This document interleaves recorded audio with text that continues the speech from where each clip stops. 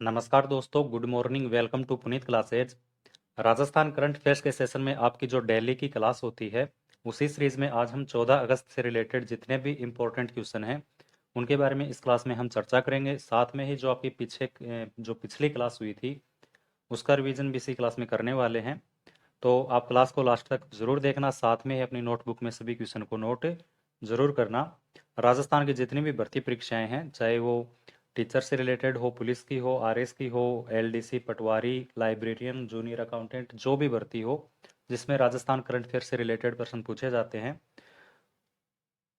वो सभी क्वेश्चन इस क्लास में मैं डेली आपको करवाता हूँ।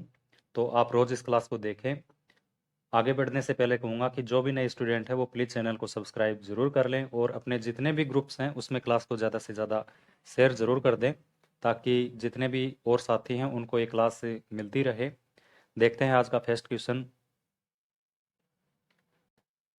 इलेक्ट्रिक वाहनों को चार्ज करने के लिए राज्य से गुजरने वाले नेशनल हाईवे पर कितने चार्जिंग स्टेशन बनाए जाएंगे?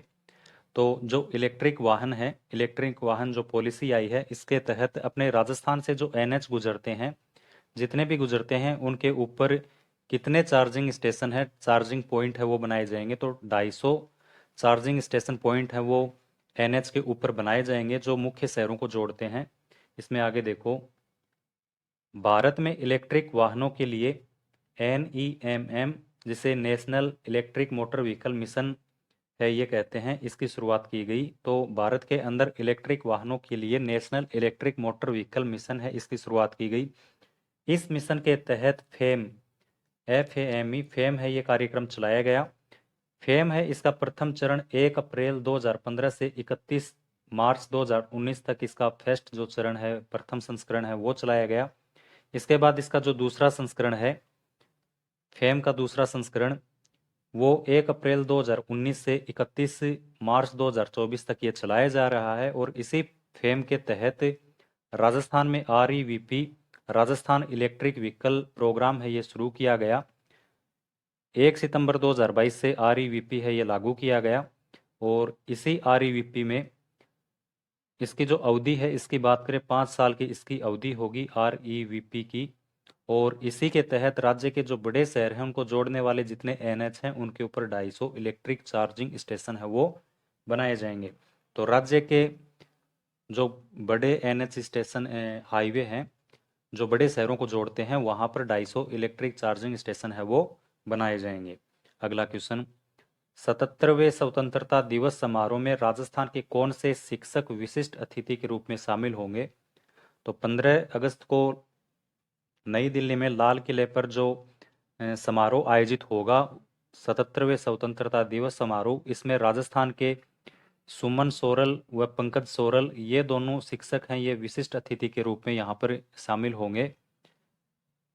15 अगस्त 2023 को स्वतंत्रता दिवस समारोह में राजस्थान के शिक्षक पंकज सोरल व सुमन सोरल, ये सोरल है, विशिष्ट अतिथि के रूप में शामिल होंगे।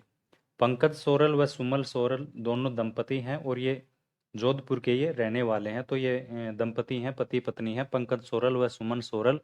और ये 15 अगस्त को स्वतंत्रता दिवस समारोह में विशिष्ट अतिथि के रूप में शामिल होंगे। अगला क्वेश्चन देखो,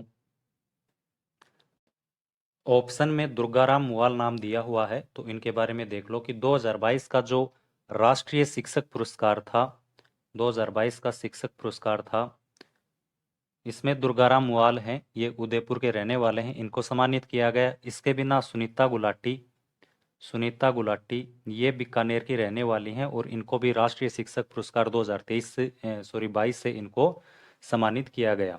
अगला क्वेश्चन है, सुप्रीम कोर्ट के चीफ जस्टिस DY चंद्रचूड़ की अध्यक्षता वाले कोलिजियम ने राजस्थान हाईकोर्ट के लिए कितने जज के ट्रांसफर करने की सिफारिश की है?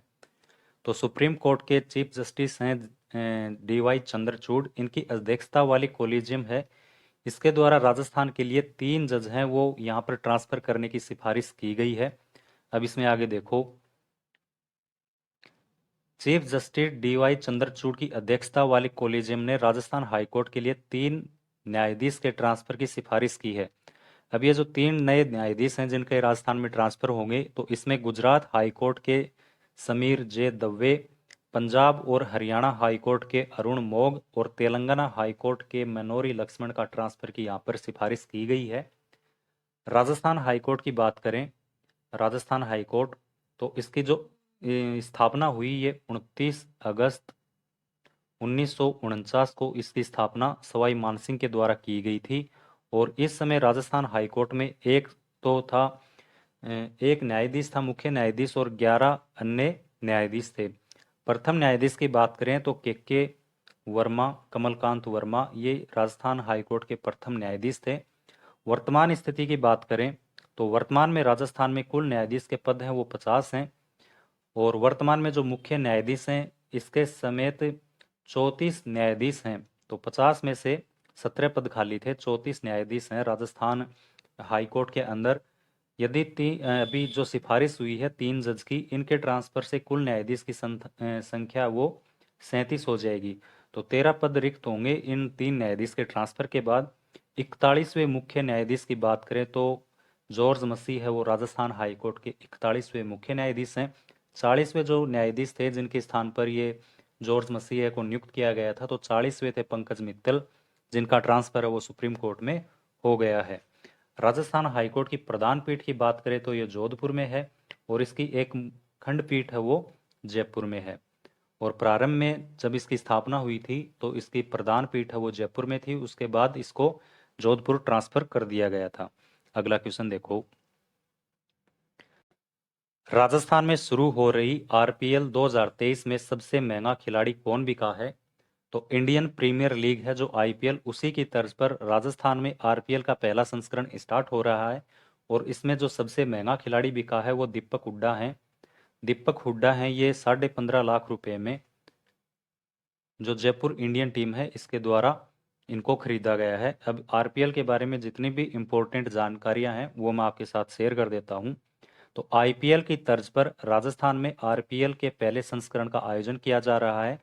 और ये जो आयोजन है ये आरसीए के द्वारा, राजस्थान क्रिकेट एसोसिएशन है, राजस्थान क्रिकेट एसोसिएशन, इसके द्वारा आईपीएल का आयोजन किया जा रहा है। ये जो आयोजन है ये जयपुर व जोधपुर में इसका आयोजन किया जाएगा। इसकी शुरुआत की बात करें तो 19 अगस्त 2023 को इसकी शुरुआत होगी। इसके बिना इसका जो उद्घाटन मैच है, उद्घाटन होगा वो बरकतुल्ला स्टेडियम जोधपुर में इसका उद्घाटन होगा। और आरपीएल का जो समापन है वो एसएमएस स्टेडियम जयपुर में इसका समापन होगा।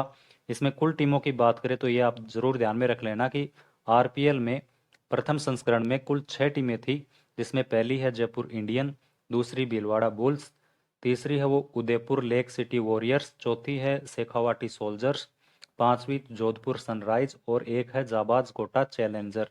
तो ये 6 टीमें हैं जो आरपीएल का हिस्सा होंगी। अब इसमें देखो, प्रत्येक टीम में 2 अंतर्राष्ट्रीय खिलाड़ी या आईपीएल में खेले हुए खिलाड़ी इसमें भाग लेंगे।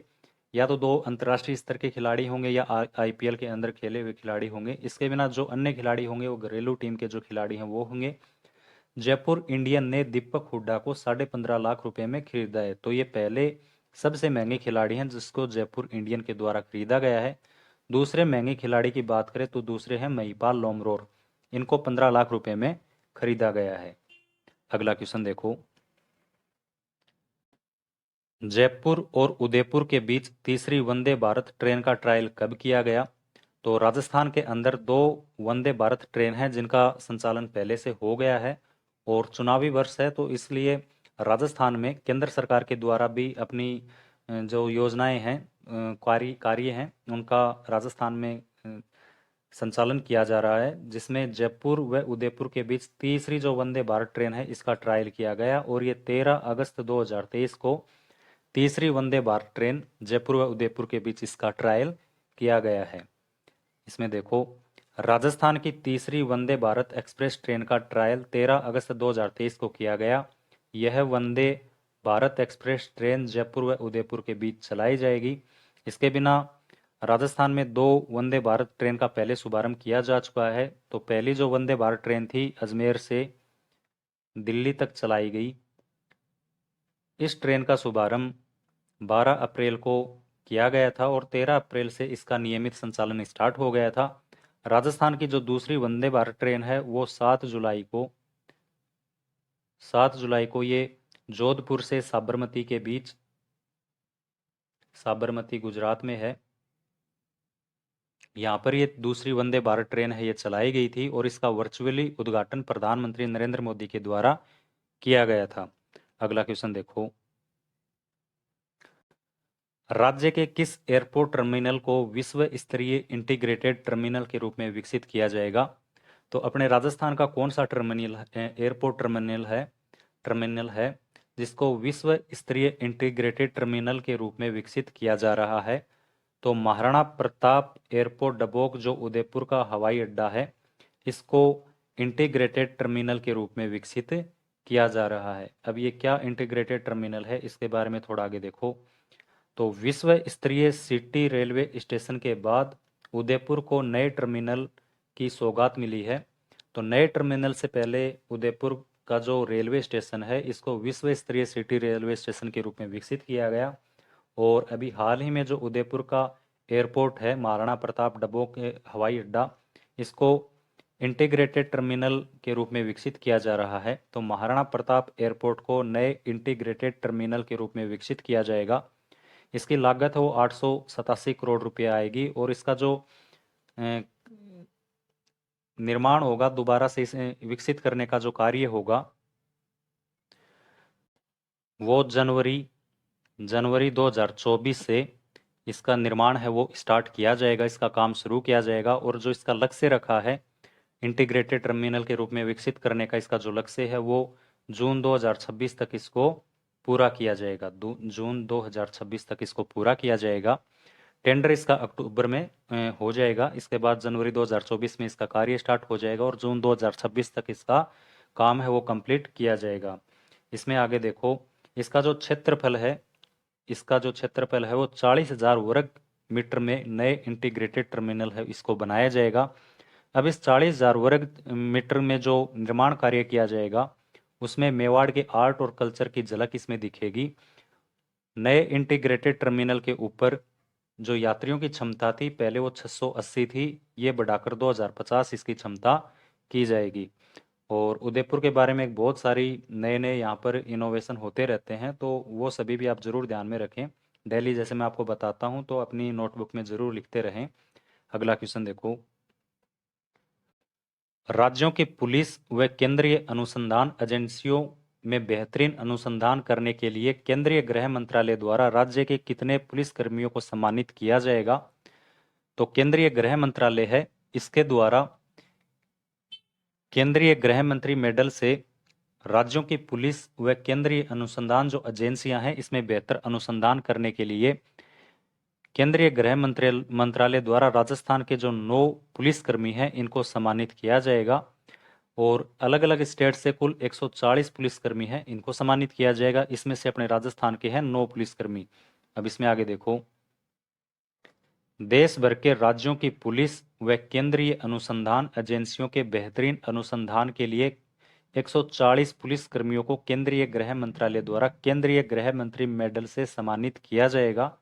तो इसमें ध्यान रखने वाली बात यह है कि जो केंद्रीय गृह मंत्रालय है, इसके द्वारा विभिन्न स्टेट्स के पुलिस और केंद्रीय अनुसंधान जो एजेंसी है, इसके 140 पुलिस कर्मियों को केंद्रीय गृह मंत्री मेडल देकर इनको सम्मानित किया जाएगा। अपने राजस्थान में एक आईपीएस सहित 9 पुलिस कर्मियों को medal for excellence of investigation दिया जाएगा। तो अपने राजस्थान में जो एक आईपीएस हैं अमित कुमार, इनको और इनके साथ 9 अन्य पुलिसकर्मी हैं, 8 अन्य पुलिसकर्मी हैं, जिनको medal for excellence of investigation award है, इनको ये दिया जाएगा। ये कुछ आज के इंपॉर्टेंट क्वेश्चन थे, तो आप अपनी नोटबुक में ये सभी क्वेश्चन नोट जरूर कर लें, जो भी आपको इंपॉर्टेंट लगता है। शॉर्ट में भी आप अपने नोट्स इसको बना सकते हो, बाकी आप स्क्रीनशॉट लेकर इनको अपनी नोटबुक में नोट जरूर करें। कल की जो क्लास थी पिछली शनिवार की, उसका रिवीजन भी इस क्लास में हम देख लेते हैं। तो 12 अगस्त की जो क्लास हुई थी, उसके रिवीजन के कुछ क्वेश्चन हैं, ये भी आप जरूर देखें और अपनी नोटबुक में सभी क्वेश्चन को नोट जरूर करें। तो फर्स्ट क्वेश्चन देखो, कला एवं संस्कृति विभाग द्वारा जवाहर कला केंद्र के माध्यम से लोक कलाकार प्रोत्साहन योजना का शुभारंभ किसके द्वारा किया गया? तो कला और संस्कृति विभाग है, इसके द्वारा एक योजना है लोक कलाकार प्रोत्साहन योजना। इसका जो शुभारंभ है ये जवाहर कला केंद्र में किया गया और मुख्यमंत्री अशोक गहलोत के द्वारा लोक कलाकार प्रोत्साहन योजना है, इसका शुभारंभ किया गया। इस योजना के अंतर्गत जो लोक कलाकार होते हैं इनको 100 दिन को इनको अपनी लोक कला के प्रदर्शन का मौका मिलेगा। साथ में 5,000 रुपये अपनी लोक कला के प्रदर्शन के लिए जो यंत्र है वो खरीदने के लिए इनको 5,000 रुपये दिए जाएंगे। अगला क्वेश्चन है, मेरी माटी मेरा देश कार्यक्रम के तहत जयपुर जिले के प्रत्येक ग्राम पंचायत में कितने पौधे लगाए जाएंगे? तो मेरी माटी मेरा देश जो कार्यक्रम है ये आज़ादी के 75वां जो अमृत महोत्सव मनाया जा रहा था, जिसमें 75 सप्ताह में 75 कार्यक्रम थे वो किए जाएंगे। इसके तहत मेरी माटी मेरा देश कार्यक्रम चलाया गया और इसमें अपने जयपुर की प्रत्येक ग्राम पंचायत के अंदर 75 वृक्ष हैं, अलग अलग प्रकार के 75 वृक्ष हैं वो इसमें लगाए जाएंगे। अगला क्वेश्चन है, हाल ही में छेड़छाड़ की घटनाओं पर अंकुश लगाने हेतु राज्य में किस अभियान की शुरुआत की गई है? तो जो अपनी बच्चियां हैं, छात्राएं हैं स्कूल में या कहीं भीड़ भाड़ वाली जगह पर, इनके साथ जो छेड़छाड़ की घटनाएं होती हैं इस पर अंकुश लगाने के लिए राज्य सरकार द्वारा ऑपरेशन गरिमा अभियान है यह चलाया गया है और ये राजस्थान पुलिस के द्वारा ये अभियान संचालित किया जा रहा है। तो ऑपरेशन गरिमा है, ये छेड़छाड़ की घटनाओं को अंकुश लगाने के लिए, कम करने के लिए ऑपरेशन गरिमा अभियान चलाया गया है। अगला क्वेश्चन, किस विश्वविद्यालय के स्पोर्ट्स कॉम्प्लेक्स में सिंथेटिक ट्रैक बनाने की मंजूरी प्रदान की गई है? तो राजस्थान विश्वविद्यालय है जयपुर, इसका जो स्पोर्ट्स कॉम्प्लेक्स है इसके अंदर सिंथेटिक ट्रैक बनाने की मुख्यमंत्री के द्वारा मंजूरी दी गई है। अगला क्वेश्चन देखो, वर्ष 2023-24 के लिए school games federation of India ने राज्य की कितनी राष्ट्रीय स्कूली स्पर्धा की मेजबानी सौंपी है? तो वर्ष 2023-24 के लिए जो 67वें नेशनल स्कूल गेम्स होंगे इसमें school games of federation India ने राजस्थान को 6 गेमों की स्कूली स्पर्धा है, राष्ट्रीय स्कूली स्पर्धा, इनकी मेजबानी सौंपी है। अगला क्वेश्चन, सरकारी स्कूल के विद्यार्थियों में गुड टच व बैड टच की समझ विकसित करने हेतु स्कूल शिक्षा विभाग द्वारा कौन सा अभियान चलाया जाएगा? तो सरकारी स्कूल के जो छात्र हैं, छात्राएं हैं, उन विद्यार्थियों में गुड टच व बैड टच की समझ विकसित करने के लिए स्कूल शिक्षा विभाग है इसके द्वारा सुरक्षित स्कूल सुरक्षित राजस्थान ये कार्यक्रम है स्कूल शिक्षा विभाग द्वारा गुड टच बैड टच की समझ विकसित करने के लिए चलाया जाएगा। और आज का अंतिम क्वेश्चन है, नेशनल टाइगर कंजर्वेशन अथॉरिटी द्वारा राज्य के किस टाइगर रिजर्व पर सैद्धांतिक सहमति दी है? तो नेशनल टाइगर कंजर्वेशन अथॉरिटी है, इसके द्वारा कुंभलगढ़ जो टाइगर रिजर्व है इसके लिए सैद्धांतिक मंजूरी दे दी गई है कि इसके अंदर जो कुंभलगढ़ का और टोटगढ़ का जो क्षेत्र है उसको टाइगर रिजर्व के रूप में विकसित किया जाए। तो जो NTCA है इसके द्वारा कुंभलगढ़ टाइगर रिजर्व के ऊपर सैद्धांतिक अपनी सहमति दी है। तो ये कुछ आज के इम्पोर्टेंट क्वेश्चन थे।